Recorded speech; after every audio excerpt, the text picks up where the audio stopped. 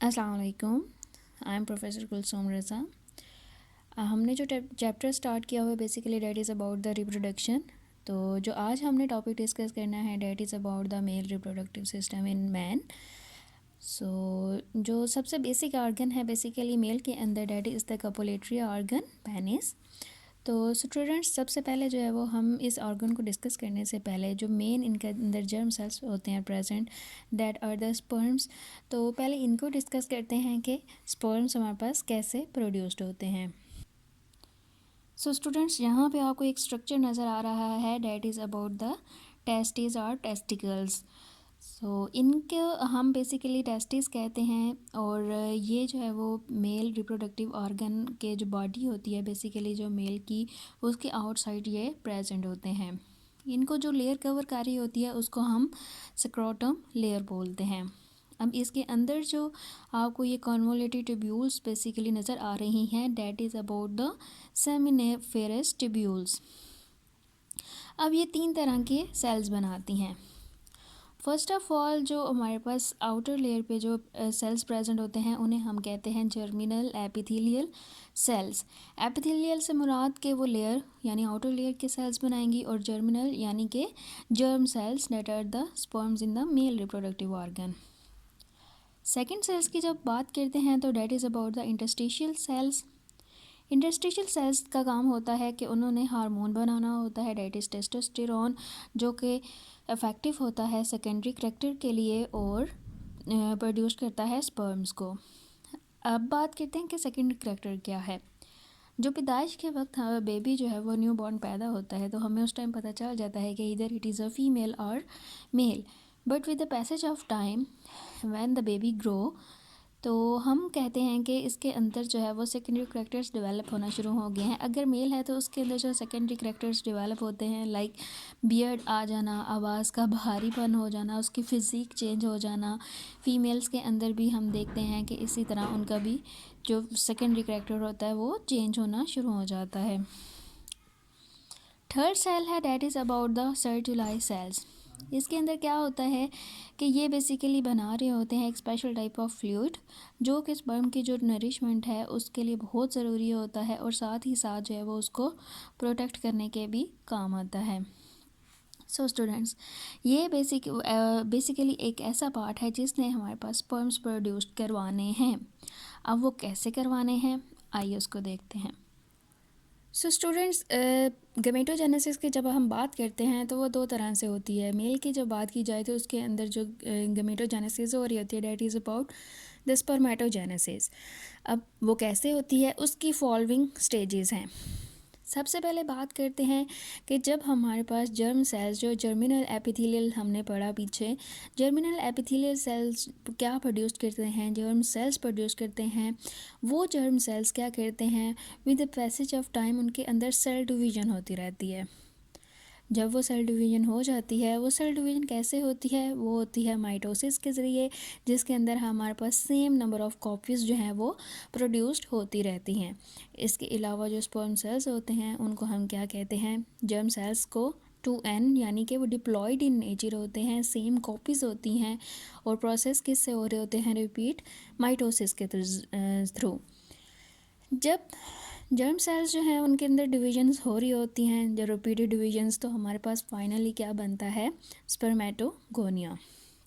ये spermatogonia with the passage of time अपने size के अंदर इंक्रीज़ करता है, डिफ्रेंशिएट करता है।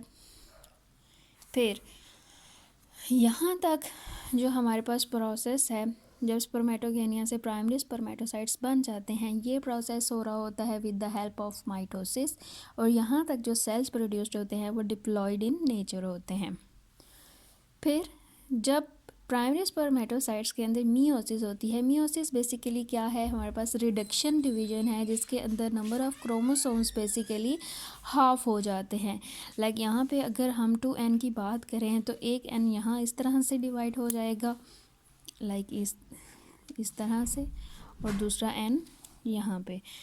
तो हमारे पास ये बेसिकली क्या हुई, रिडक्शन डिवीजन, जिसके अंदर नंबर ऑफ़ क्रोमोसोम्स जो कि 2n थे वो हाफ में कन्वर्ट हो गए। फिर दोबारा से जब हमारे पास मियोसिस 2 स्टार्ट होती है सेकेंडरी स्पर्मेटोसाइट्स के अंदर, तो क्या होता है कि सेकेंडरी स्पर्मेटोसाइट्स जो हैं वो मियोसिस 2 के ज़रिए स्पर्मेटिड्स में कन्वर्ट हो जाते हैं। यानी कि ये जो हमारे पास हाफ नंबर ऑफ क्रोमोसोम्स आए थे, 1n ये आया था और 1n ये था, ये इनके अंदर जब मियोसिस 2 होगी, meiosis 2 that is similar to the mitosis, यानी इसके अंदर सिमिलर नंबर ऑफ़ कॉपीज़ बनेंगी। यानी कि सिमिलर नंबर ऑफ़ कॉपीज़ बनने के रिज़ल्ट में हमारे पास कितने स्पर्मेटिड्स प्रोड्यूस्ड हो जाएंगे? 4 स्पर्मेटिड्स प्रोड्यूस्ड होंगे। यानी कि एक स्पर्मेटोगोनिया जो कि 2n था, उसके बाद उसकी हाफ डिवीज़न हुई n एंड में, मियोसिस, ये क्या था? माइटोसिस, ये क्या है? मियोसिस। और फिर जब दोबारा से मियोसिस 2 स्टार्ट हुई थी, तो यही नंबर ऑफ़ क्रोमोसोम्स हमारे पास अपने कॉपीज़ में डबल हो गए थे। यानी एक स्पर्मेटोगोनिया से 4 स्पर्मेटिड्स प्रोड्यूस्ड हो रहे हैं। बट यहाँ पे क्या होता है कि ये जो स्पर्मेटिड्स होते हैं ये अपने साइज़ में इस तरह से होते हैं, गोल होते हैं, राउंड होते हैं। जब ये डिफ्रेंशिएट करते हैं तो डिफ्रेंशिएट करने के बाद ये जो है वो हमारे पास कन्वर्ट हो जाते हैं स्पर्म्स के अंदर। किस तरह से? लाइक इस तरह इनकी जो है वो शेप बन जाती है और पीछे टेल भी, यानी कि ये क्या हैं? ये मोटाइल स्पर्म्स की फॉर्म में कन्वर्ट हो जाते हैं। जबकि जो स्पर्मेटिड्स हैं ये नॉन मोटाइल हैं, इनके पास टेल नहीं प्रेजेंट होती, that's why they can't move. So यहाँ पे सिंपली हमारे पास ये स्पर्मेटोजेनेसिस का एक प्रोसेस था जिसके अंदर सिंपली जर्म सेल्स ने रिपीट होना है माइटोसिस के ज़रिए। फिर हमारे पास स्पर्मेटोगोनिया बना, स्पर्मेटोगोनिया से प्राइमरी स्पर्मेटोसाइट्स बना, उसके अंदर मियोसिस हुई, नंबर ऑफ़ क्रोमोसोम्स हाफ हो गए, हाफ होने के बाद उसके अंदर मियोसिस 2 हुई, वही हाफ नंबर ऑफ जो क्रोमोसोम्स थे वो कॉपीज़ अपनी में डबल हुए और 4 स्पर्मेटिड्स बने। एक स्पर्मेटोगोनिया से 4 स्पर्मेटिड्स एट अ टाइम बन रहे हैं और जब वो डिफ्रेंशिएट होते हैं तो वो मोटाइल स्पर्म्स के अंदर कन्वर्ट हो जाते हैं। सो स्टूडेंट्स, अब बात करते हैं जब हमारे पास स्पर्म्स बन गए जो कि मोटाइल इन नेचर थे, लाइक इस तरह से स्पर्म्स बन गए। फिर ये जो टेस्टिस हैं यहाँ से स्पर्म्स जो है वो बेसिकली मूव करते हैं थ्रू अ डक्ट।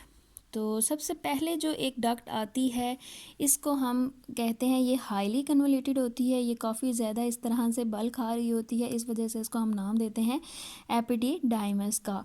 और ये स्पर्म्स जो हैं वो इस तरह से स्पर्म डक्ट के ज़रिए जो है वो मूव करते हैं। बट यहाँ पे क्या होता है कि ये स्पर्म डक्ट के अंदर जो स्पर्म्स मूव कर रहे होते हैं वो बेसिकली इनएक्टिव फॉर्म में होते हैं। यहाँ पे एक वेसिकल प्रेजेंट होती है स्पर्म डक्ट के अंदर, जिसको हम कहते हैं सेमिनल वेसिकल। इसके अंदर बेसिकली एक फ्लूइड प्रेजेंट होता है। उस फ्लूइड के अंदर क्या होता है? समटाइम्स फ्रुक्टोज, अमाइनो एसिड्स, यानी इसेंशियल न्यूट्रिएंट्स होते हैं जो कि स्पर्म की नरिशमेंट के लिए बहुत ज़रूरी होते हैं। तो क्या होता है कि यहाँ से स्पर्म और ये फ्लूइड दोनों मिलके फिर आगे मूव करते हैं डक्ट की तरफ। जब वो आगे डक्ट की तरफ मूव करते हैं तो यहाँ पे बेसिकली ये यूरिनरी ब्लैडर प्रेजेंट है और यहाँ पे इसके साथ ही जंक्शन में प्रोस्टेट ग्लैंड प्रेजेंट है। हमने बात की कि स्पर्म यहाँ तक जो है वो इनएक्टिव फॉर्म में होते हैं, लेकिन with the passage of time जब प्रोस्टेट ग्लैंड यहाँ पे प्रेजेंट है वो अपने सिक्रीशंस करता है, तो वो क्या करता है कि स्पर्म्स को एक्टिव फॉर्म में कन्वर्ट कर देता है। जब एक्टिव फॉर्म में कन्वर्ट कर देता है तो स्पर्म्स जब यहाँ से आगे मूव करते हैं तो यहाँ पे एक और वेसिकल प्रेजेंट होती है, ग्लैंड प्रेजेंट होता है जिसको हम कहते हैं बल्बो यूरिथ्रल ग्लैंड।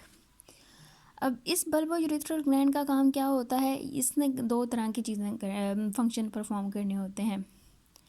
एक अल्कलाइन सक्रीशंस करनी होती हैं, यानी कि अगर हमारे पास ये जो डक्ट है ये बहुत ज़्यादा एसिडिक है तो यानी इसकी पीएच बहुत ज़्यादा कम है, तो क्या होगा कि यहाँ से जो आने वाले स्पर्म्स हैं उनकी डेथ हो जाएगी बहुत ज़्यादा एसिडिक इन्वायरमेंट की वजह से। तो सबसे पहले इसने अल्कलाइन सक्रीशन करनी होती है, यानी कि इस डक्ट को अल्कलाइन बनाना होता है ताकि स्पर्म्स की डेथ ना हो, पीएच को मेंटेन करना होता है। दूसरा, लुब्रिकेट यूथ्रा, यूरिथ्रा को लुब्रिकेट करना होता है। इसका मतलब क्या है कि फॉर एग्जांपल अगर ये लुब्रिकेट ना हो तो जो स्पर्म्स आएंगे उनको ट्रैवलिंग के लिए जो है वो पाथ इतना इजीली अवेलेबल नहीं होगा, वो they feel difficulty in passing through the urinogenital duct.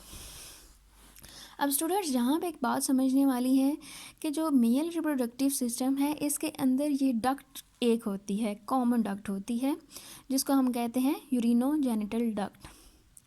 इसका फंक्शन क्या है कि यूरिन के लिए भी एक ही डक्ट है, जेनिटल यानी कि जेनेटिक मटेरियल ट्रांसफ़र करने के लिए from parent to the offsprings भी एक ही डक्ट प्रेजेंट है।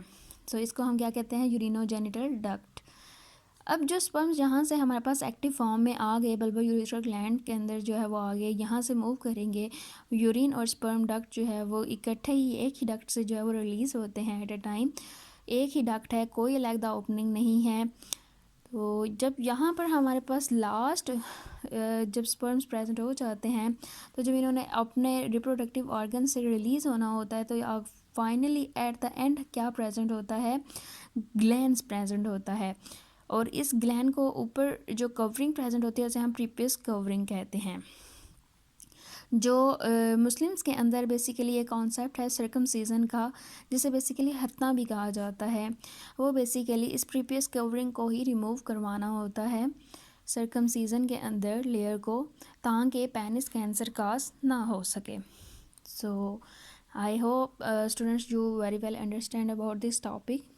So this is all about our male reproductive system in man. Thank you so much for watching. Allah Hafiz.